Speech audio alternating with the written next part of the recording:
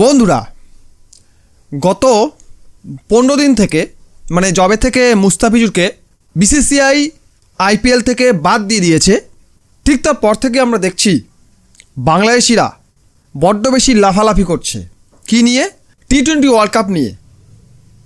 তারা বলতে চাইছে যেহেতু মুস্তাফিজুরকে ভারত বাদ দিয়ে দিয়েছে, তাই আমরা ভারতে টি-20 ওয়ার্ল্ড কাপ খেলতে যাব না, এটা তাদের বক্তব্য। আচ্ছা, এতে কিন্তু তারা বারবার ব্যর্থ হচ্ছে, যেমন তারা হয়ে থাকে।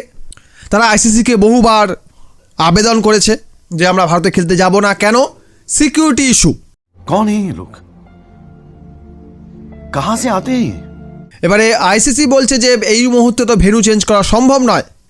তখন তারা একটা ফোন দিয়ে আসলো যে আমরা আয়ারল্যান্ডের সঙ্গে চেঞ্জ করব, মানে আয়ারল্যান্ড যে গ্রুপে রয়েছে সেই গ্রুপের খেলাগুলো শ্রীলঙ্কায় রয়েছে এবং বাংলাদেশ যে গ্রুপে রয়েছে সেই গ্রুপে খেলাটা ভারতে রয়েছে। তাই তারা আয়ারল্যান্ডের সঙ্গে চেঞ্জ করে নিলে তাদের ভেন্যুগুলো চেঞ্জ হয়ে যাবে। কিন্তু আয়ারল্যান্ড বলছে দেখ ভাই, পেঁয়াজি করে লাভ নাই, আমরা গ্রুপ চেঞ্জ করব না। আয়ারল্যান্ড বলে দিয়েছে।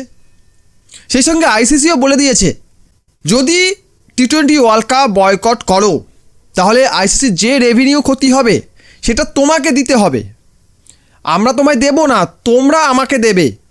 যদি রাজি থাকো তাহলে বয়কট করতে পারো। তাহলে ভেন্যু সিলেক্ট হওয়ার আগে, ডেট ফাইনালাইজ হওয়ার আগে তোমাদের বলা উচিত ছিল।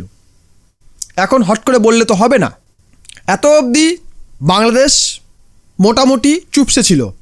হঠাৎ করে বাংলাদেশের মাথায় বুদ্ধি এলো, আমরা তো বোকা কেন, মানে বাংলাদেশিরা বোকা কেন নিজেদেরকে ভাবছে, নিজেদের প্রশ্ন করছে। বাস্তবে তোরা বোকা, কিন্তু ওরা নিজেদের প্রশ্ন করছে যে আমরা তো বোকা কেন, আমরা তো পাকিস্তানের কাছে যেতে পারি। কারণ পাকিস্তানের নাগভি তো ট্রফি চুরি করে ভারতকে বেশ বেগ দেওয়ার চেষ্টা করেছিল। নাগভির কাছে একবার যাই, যদি কোনো চুরি বিদ্যা দেয়, মানে চুরি বুদ্ধি দেয়, কিছু চুরি চুরি করে যদি ভারতকে বেগ দেওয়া যায়। তখন তারা পাকিস্তানের কাছে গেল এবং পাকিস্তান বলল দেখো ভারত, যদি তোমরা বাংলাদেশকে শ্রীলঙ্কায় খেলতে যেতে বাধা দাও তাহলে আমরাও কিন্তু টি-20 ওয়ার্ল্ড কাপ বয়কট করব। আর যদি আমরা বয়কট করি তাহলে আইসিসি রেভিনিউ ক্ষতি হবে। আমি এই কারণে বারবার বলেছিলাম এই দুটো ছাগলকে ক্রিকেট থেকে ছেঁটে ফেলা হোক, এই দুটোই বেজন্মা, তাই এদেরকে ক্রিকেট থেকে ছেঁটে ফেলা হোক, এদেরকে রাখার কোনো মানে নেই। থাকলেই গন্ডগোল করবে, করলেও গন্ডগোল। এখন দুইজন বেঁকে বসছে কি আমরা কেউ ভারতে খেলতে যাব না। এই মুহূর্তে আপনার কি মনে হয় পাকিস্তান বা বাংলাদেশ পারবে ভারতে খেলতে না এসে? তারা পারবে না, কারণ তারা জানে আমরা যদি ভারতে খেলতে না যাই আমরা কিন্তু পয়সা পাবো না, আমাদের পকেটে মাল্লু আসবে না। আর যদি মাল্লু না আসে আমাদের ক্রিকেট বোর্ড চলবে না, কারণ পাকিস্তানের 90% রেভিনিউ, ক্রিকেট বোর্ডের রেভিনিউ আসে আইসিসির অনুদান থেকে এবং বাংলাদেশের 80% আসে আইসিসির অনুদান থেকে। এখন পাকিস্তানি ও বাংলাদেশিরা বলবে আমরা যদি টুর্নামেন্ট বয়কট করি আইসিসি ক্ষতি হবে, তাহলে এটাকে আমরা অনুদান কেন বলবো? এটা তো আমরা আর্ন করছি। ইয়েস, তোমরা আর্ন করছো। কীভাবে আর্ন করছো? ভারতীয় মার্কেট থেকে। তোমাদের খেলাটা ভারতীয়রা দেখে বলেই তোমাদের পকেটে পয়সা যায়। ভারত যদি না দেখে, বাংলাদেশ এবং পাকিস্তানের খেলা কেউ দেখে না, কারণ এরা কেউ খেলতেই জানে না। এরা প্রত্যেকে ক্রিকেট নামে সার্কাস দেখায়। আগে শুধু বাংলাদেশ দেখাতো, এখন সেই সঙ্গে পাকিস্তানটাও যোগ হয়ে গেছে। পাকিস্তানও এখন সেম কাজ করছে, তারা ক্রিকেট নামে সার্কাস দেখাচ্ছে।